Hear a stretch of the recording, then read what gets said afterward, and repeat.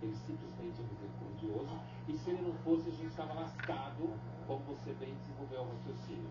Se ele fosse só justo e não fosse misericordioso, a gente estava lascado. Essa questão, ela tem tanta alta credencial, digamos assim, que, por exemplo, no judaísmo, especificamente, na famosa árvore da Cabala, tá? Que todo mundo fala aí, então, você tem, para falar fácil, os atributos de Deus. Está todo um debate que é atributo, que é Deus e que é atributo, que ele é predicado, blá blá blá, não nos interessa aqui. Mas você tem alguns atributos de Deus.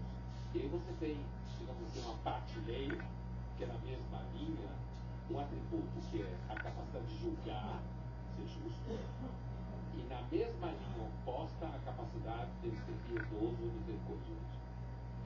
Porque um equilibra o outro. Se Deus for só misericordioso, ele não consegue organizar o mundo. Ele está. Se ele for só justo, ele vai ser muito burro. Portanto, ele precisa ter capacidade de julgar justamente, supostamente ele é mais justo de todos, e a capacidade de ser misericordioso, porque se ele for só justo, a gente está lascado, como você bem disse. Certo? Graça é um outro conceito que nasce num outro ambiente, que é a forma que Deus se manifesta no mundo livremente. Então eu posso entender que a misericórdia é uma graça, mas nem toda graça é misericórdia. Vou estudar mais sobre isso. Entendeu o que eu falei? Então, quem me corrigiu, vacilou. De qualquer forma, me ajudou, porque eu trouxe aqui, tu me falou, não é a mesma coisa, agora eu vou estudar e aí eu vou saber melhor o que é graça. É um puta outro conceito, que é muito discutido por Santo Agostinho, que é um debate sobre a nossa capacidade ou não de agir fora da ação do pecado. Entende? De ser livre das concupiscências, dos pecados. Então a graça é uma espécie de presente, fala lá com o termo pobre, é uma espécie de presente que Deus dá para quem Ele quiser. Não é porque você cobrou Ele, ou mereço, por isso que não, de jeito nenhum. O português é muito bom nesse assunto, porque é graça, é de graça, né? Você não fez nada por merecer. Porque se você fez por merecer, não é graça, é justiça. Então é outro barato, entendeu? É outro grande conceito, mas um não anula o outro. Graça e misericórdia. Entendi. E aí, tá bom. Então aí eu estava argumentando com um amigo lá que a misericórdia era característica, mesmo que Deus seja impredicável, mas eu ainda não cheguei nesse ponto. Esse é um outro debate. O aspecto, ou a característica mais incrível de Deus, né? E assim, se tu acreditasse em Deus, eu suponho que tu ia nessa também, não é? Da misericórdia? O que é mais legal do que isso? A misericórdia. Eu não tenho nenhuma dúvida. Porque se não fosse a misericórdia, nada estava de pé.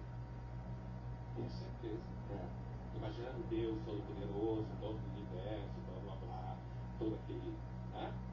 Se não fosse misericórdia, ele já tinha acabado com esse negócio aqui há muito tempo. Né? E eu passei um tempo acreditando nesse papo da justiça com a falsa ideia, isso é o que lá no início da conversa que eu fui ficando mais velho, mais maduro, pensando mais nas coisas, que quem sou eu para dizer, porra, o que é justiça ou o que eu considero justiça, especialmente porque como eu vou te julgar legal se eu não conheço a tua vida de uma forma, se eu não conheço a tua vida inteira, eu, como pessoa, então eu posso tenho muita dificuldade, pelo menos, em julgar, em pegar alguma coisa, alguma relação entre nós e dizer se ela é justa ou não, porque eu não sei nem com qual lente que você usou para chegar naquela conclusão. Ainda tem essa questão aí, né? Nem os advogados acreditam em justiça, só acreditam na lei, que é outra coisa. Né? O objeto do direito, isso aprendi com advogados, o objeto do direito não é a justiça. Apesar de ser em inglês, você se referir a juízes como justice fulano, justice ciclano, o objeto da lei, o objeto do direito é a lei. Justiça é para os filósofos.